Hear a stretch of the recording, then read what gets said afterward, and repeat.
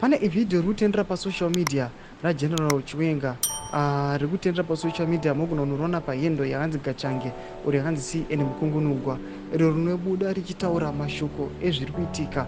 Aiwa, panguva ino tiona tension iri kuitika pakati pevatungamiri venyika yedu yeZimbabwe kuti aiwa sezviri kutaurwa nevakomana aiwa varimo the ruling party vari kuexposa aiwa the internal affairs yepati yavo.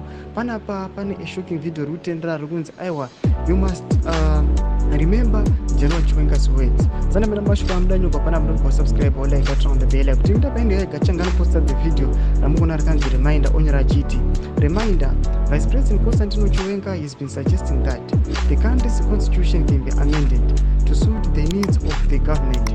VP stated that we can change the constitution that is suitable for us. Mashoko ano achiti aiwa ndikureminder vanhu kuti vatikona panguva ine muchiona mafaction achiraisa, tiona vanhu vachiti aiwa VP vanenge vari kusadline, vanhu vari kusabotejiwa, vanhu vari kubhetriwa nekuirana kwavakaita vanoonekwa on stage vataura mashoko aiwa ekuti yakanga iri nguva yema-elections before 2023.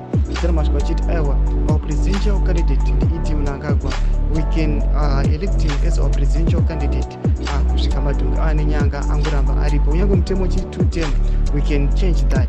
Ndo mashoko amuri kuona nyogwa panapa pahendo yagachanga achiti we can change the constitution that is suitable for us. Mashoko ataurwa naVP Chiwenga. Takuona zvakuitika izvezvi vakomana ava kumbokanganwa kuti ndozvo vakambotaura.